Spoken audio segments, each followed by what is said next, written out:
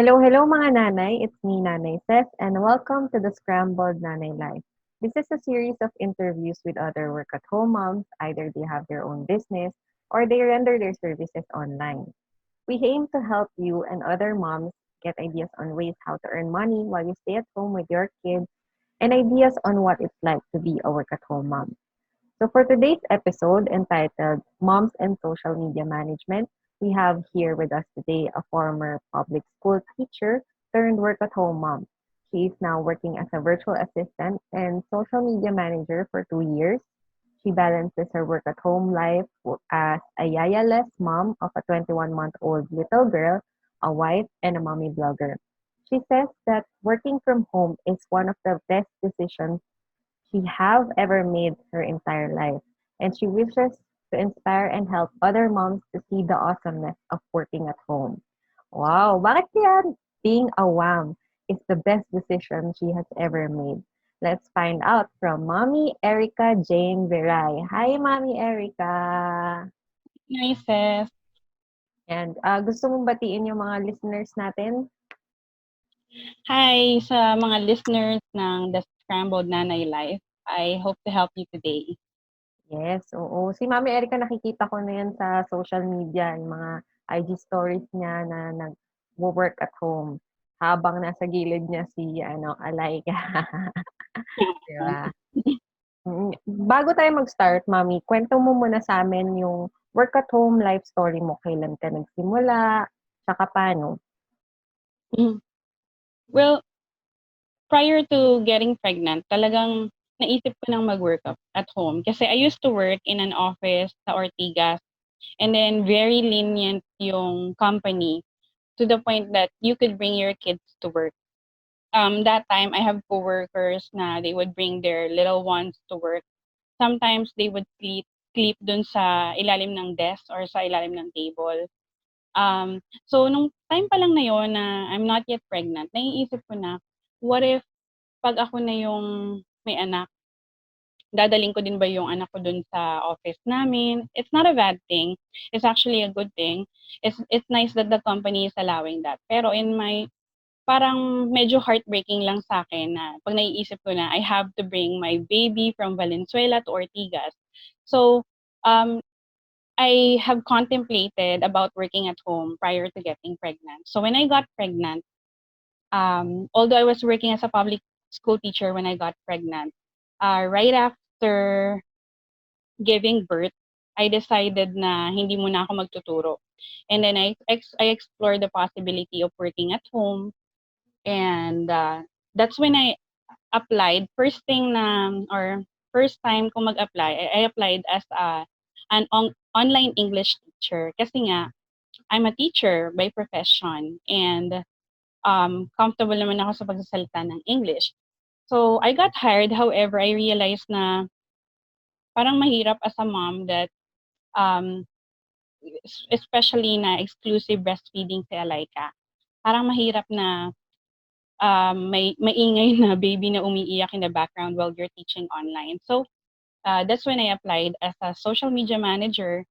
And then, from then on, marami na rin akong ibang naging tasks and roles sa iba't ibang company. Hmm. So, bakit mo naisip na social media management ang pasukin mo instead nung pagiging teacher? Anong meron si social media management na anong nakita mo sa kanya para dun mo yung niche na pagiging virtual assistant mo? Actually, the first role that I got is a social media manager, content writer. I used to blog. Mga 4 years ago, I had a blog na meron sigurong mga 50 blog posts. And when I started blogging 4 years ago, medyo marami naman yung naging views ng blog. Tapos, nakita ko yung job posting na social media manager. It's the first ever job posting na in-applyan ko sa onlinejobs.ph. And then, bakit iyon? Kasi na-realize ko, if I'm going to do something sa bahay, might as well try to focus on something na interesado ko, which is social media. Madalas ako sa social media and writing. That's why I decided to work or to focus on that niche kahit na to be honest, I don't have experience dun sa field na yon. Ano ba ang role ng isang social media manager? What do you do every day? Meron ba siyang routine task or laging bago yung ginagawa mo? More on routine tasks. So from the word itself, social media manager, that means you manage the social media accounts of businesses, bloggers, influencers, celebrities, anyone who wants to have or who wants to grow their social media accounts. Most businessmen, they're alam naman natin na busy sila, they would rather spend their time on something more productive. They don't have all the time in the world to respond to messages on Instagram, on Facebook, and all. That's why they hire social media managers. So routine tasks would involve um, responding to messages, creating marketing plans, executing the marketing plans, also growing the Instagram account, Facebook account, YouTube. So basically, whatever you do, for example, if you have a social media account, whatever you do on your social media account, that's the same thing that you will do on other people's social media accounts. However, the only difference is that you have a goal for the brand or for the company. Okay. So now, to help the other moms na gustong pasukin itong social media management, um, what do they need in order to be a social media manager? Is there any tool na kailangan mong bilhin or kung ano man para makapag-start sila sa ganitong industry? First step would be to build a portfolio. What do I mean by that? Is in order to get clients, you would need to present them something like a proof that you really can grow a social media account or you have the capability. And the best way to do that is by growing your own social media accounts. For example, yung iba nag-iisip, bakit ba ako, for example, nag-grow ng Instagram or ng Facebook? Other than I like blogging, there's also another reason for that, which is I'm building a portfolio for myself na pwede kong ipakita sa mga future clients ko na this is what I can do, this is what I'm capable of doing. So if you're spending a lot of time on social media or not really a lot of time, if you spend like 2 to 3 hours a day, might as well try to build your own social media accounts para yun yung magiging portfolio mo when you search for clients. Yun yung mga nagiging tip ko. For example, when you apply, don't hesitate to show them your personal social media account so that they would know how you create content and how you build engagements with your audience. Okay, so aside from portfolio, what else? What else do they need? Kailangan ba nila ng laptop or desktop or kaya nila 'tong gawin through mobile phone? Honestly, they can use their mobile phones. When I was a social media manager, my client would allow me to use my cell phone to work. Pero not all clients would allow that. So, it would still be better kung meron kang laptop. Pero kung wala ka namang laptop and you came with an agreement with your client na okay lang, then you can actually work through your phone. Pero siguro there would be instances wherein you need to use or you need to access a tool or a website using a laptop. For example, wala ka nung laptop, pwede ka rin naman magpunta sa mga computer shop. Yung ibang virtual assistants, ganun yung ginagawa nila. Sa computer shop lang sila. So, yes, as long as you find a client na would agree on that. And in terms of the tools, you don't really have to buy a lot of tools.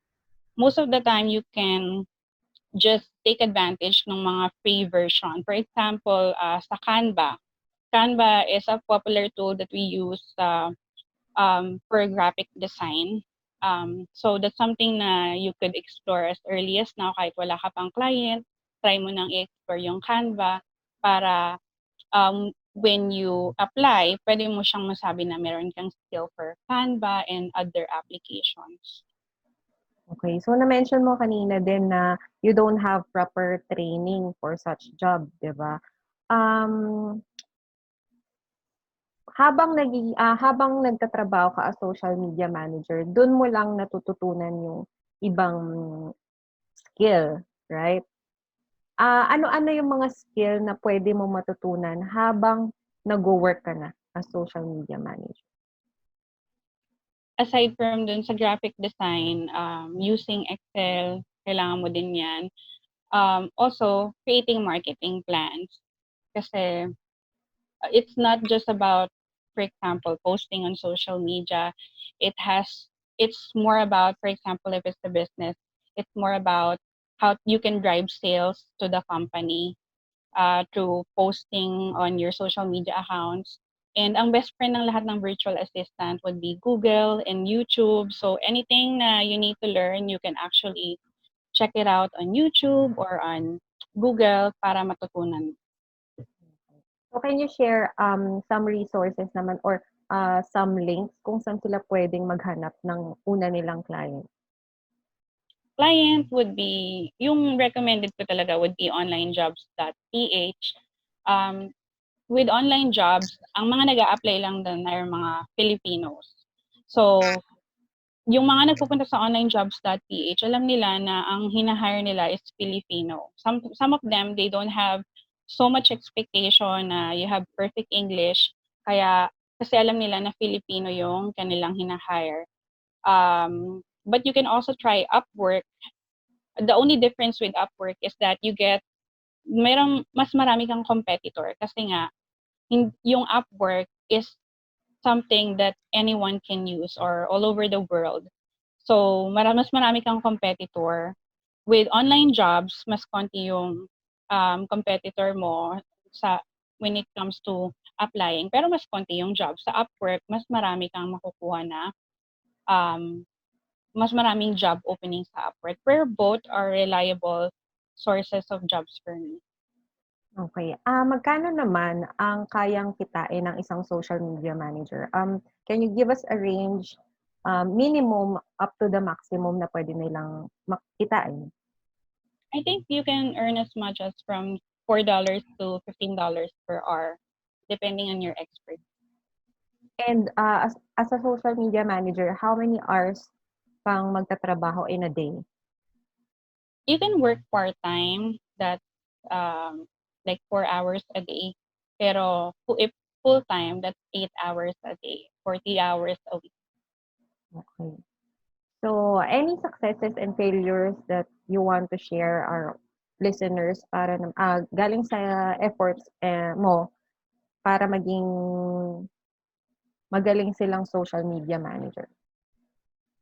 So, failures muna, yung syempre sa umpisa, because when you apply, hindi ka pa naman very familiar with everything.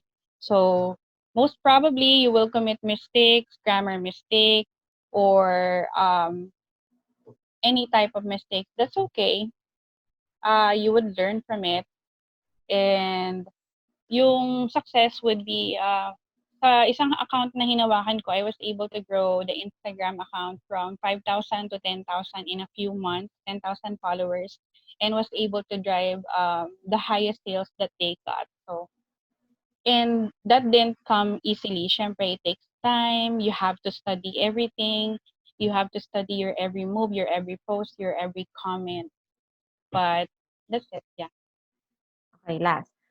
Tips naman or advice that you can share with fellow moms who want to start working as a social media manager.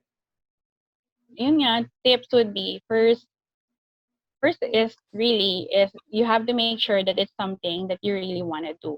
As for me, I like writing, I like talking, I like social media, and that's something that I'm comfortable doing. That's why I did it. So you have to make sure na this is something that you would be willing to do every day, at least 5 times a week. Um, Tapos, second tip would be have you have to be active on your own social media accounts to build a portfolio so that you can get a better opportunity for landing a job. Uh, Third tip, ano pa ba? Just keep on trying. There's no harm in trying, di ba? You would think na, for example, I'm not very good in English, baka hindi ako pwede dyan. You know what? There are applications like Grammarly that can help you can correct your grammar. So there's really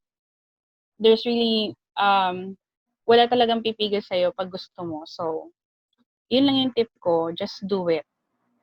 Okay. So, thank you so much, Mami Erika. Salamat sa pagbigay ng time for us and sa pag-share ng knowledge and experiences mo as a work-at-home mom. Thank you sa pag-guest. You're welcome. Ayan. Can you share, Mami Erika, saan kanila pwedeng makontakt in case they still have questions about social media management? Just check my website, mommyericajane.com. Follow me on Instagram, Mommy Erika Jane, and on Facebook, Mommy Erika Jane. Ayan. Thank you again, Mami Erika. Sa mga nanay natin nakikinig, if you think social media management is for you, go lang. Tulad ng sabi ni Mami Erika. It is actually a good niche to start your work-at-home life kasi mostly sa ating mga mami, mahilig tayo sa social media, di ba? Ilang oras tayong naglalagi sa mga cellphone natin. Nagsuscroll-scroll lang tayo sa Facebook. Why not na gawin natin siyang productive and mag-earn tayo from it, diba? There are numerous tools naman and courses you can take online to learn the field. And you can also message me any questions you have na pwede ko rin i-forward kay Mami Erika kung hindi ko masasagot. Ayan. So anyway, thank you for listening to this week's episode. Mga nanay, don't forget to follow us. This podcast is available on Anchor and Spotify. And a video version will also be available on my YouTube channel. Always remember, #KBG Kids Before Gay. Until next time, mga nanay. Bye!